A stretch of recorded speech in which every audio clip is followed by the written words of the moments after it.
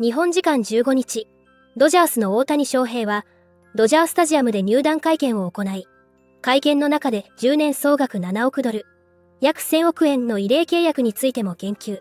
球団側に年俸の後払いを提案した理由については、自分が受け取れる金額を我慢してペイロールに柔軟性を持たせることができるのであれば僕は全然、後払いでいいです。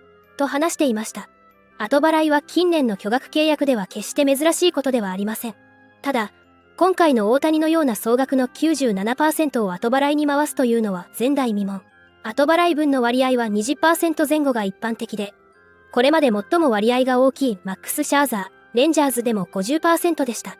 そんな中、大谷マニアとして知られる米専門局 FOX スポーツのアナリスト、ベン・バーランダー氏のポッドキャスト番組に、今季ア・リーグで28本塁打、82打点をマークし、オリオールズのア・リーグ東地区優勝を牽引したガナー・ヘンダーソン内野手がゲスト出演し、大谷の後払い契約について、自身の見解を述べ、司会者から、向こう10年間、ア・リーグの東地区の対戦相手に大谷翔平がいなくて嬉しいですか？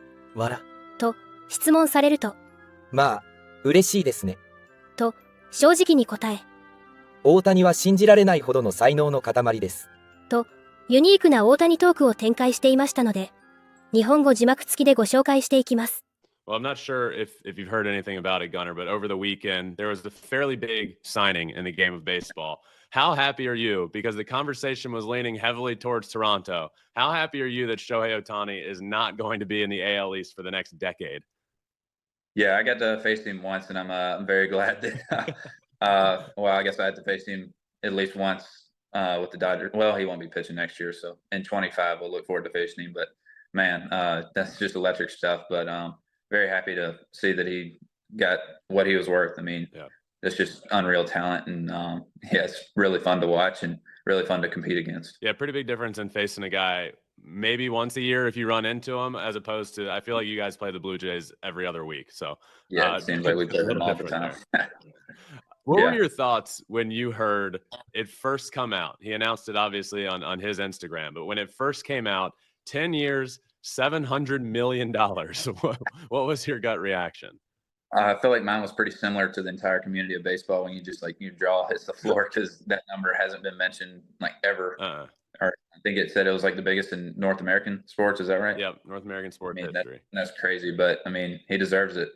You don't see a guy who can go out there and be an ace and then also lead the league in home runs and have a 300 average. So he deserves every bit of it. So I want to talk to you about, obviously, we hear about the signing, and then the next few days we hear about the way the contract's all set up. And when the contract was first announced, all we heard was unprecedented deferrals. Nobody really knew what that meant, but I think everybody knows it's Shohei Ohtani. He's one of one. His contract is probably also going to be one of one. And then you hear that the deferrals are $68 million per year. He's going to be making $2 million a year, baseball-wise, his incentives and advertisements and all that stuff. He's making a lot more. He'll be fine. But $68 million a year deferred for the next 10 years. What are your thoughts on that, Gunnar? Because I'm still trying to process it and make sense of it myself. And I know the entire baseball world is. I was talking to my brother about it last night, and him and I are trying to make sense of it and talk about what makes sense, what doesn't, and how crazy the whole thing is. What are your thoughts on that? I feel like for him, it's honestly a pretty good idea because I feel like he knows that he doesn't. I mean, be nice to have it, but at the same time, he wants to win right now. Right. So being able to just clear up that space to go get some more pitchers, it's a very smart move on his end, and he's wanting to go out and win a World Series. But I mean, that helps a lot, but that is a lot of money to defer. But that's what he wanted to do, and I feel like he's just wanting to set up the Dodgers. また、MLB ネットワークの番組、MLB トゥナイトでは、ドジャース、大谷翔平誕生の裏で繰り広げられていた大谷争奪戦についての議論になり、ドジャース同地区のライバル、ジャイアンツも大谷に同額を提示したという点について着目し、最終的に大谷がドジャースを選んだ理由について述べていましたので、日本語字幕付きでご紹介していきます。Well, reportedly, their arch rival, the San Francisco Giants, were heavily in on the Shohei Ohtani sweepstakes. This tweet here from Andrew Baggerly of The Athletic. Ohtani camp presented Giants the exact deal that Ohtani ended up finalizing with LA. We were agreeable to it, Farhan Zaidi said. The Giants were told it was in Ohtani's hands, and obviously Shohei picked the Los Angeles Dodgers. And more here from Farhan Zaidi. It did seem like geography mattered.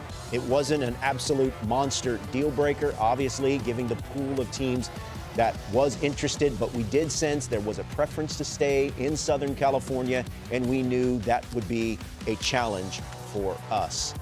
I feel bad for the San Francisco Giants in a ways because they keep going hard after these big names and these big name free agents.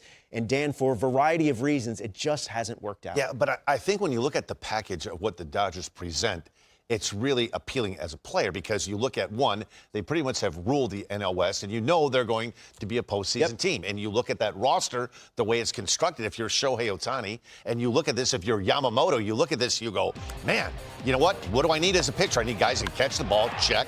I need a team that can score some runs, check. And a team that can play in October. So you could understand why these players want to go to the Dodgers because they're a proving winning organization. And I think if you're like the Giants, if you're the Blue Jays, I don't know how much more over the top they could have gone because it seems to me both the Blue Jays and the Giants, they were all in. They pushed all the poker chips in. But in the end, I think Ohtani was destined to be a Dodger from last year at the trading deadline. That was the most appealing place for him to play. And Alex, you brought up something earlier. Obviously, Giant fans are upset. They're disappointed Ohtani's not going to be wearing their colors. But when the Giants won those titles under Bruce Bochy, it wasn't about offense. It was built on pitching and just enough. Now, obviously, Shohei Ohtani improves those World Series chances.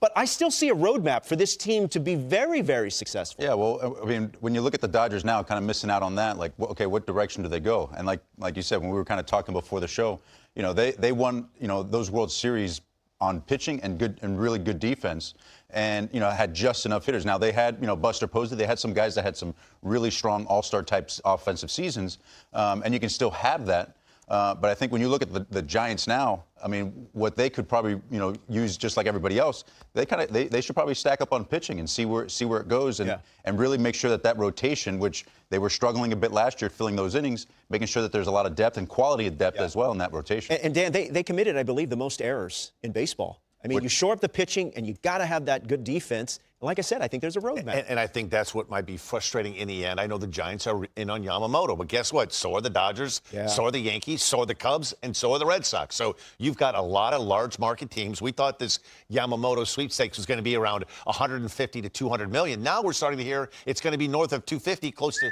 300 million to acquire the 25-year-old from Japan. これからも大谷の活躍から目が離せません。皆様からのコメントもお待ちしております。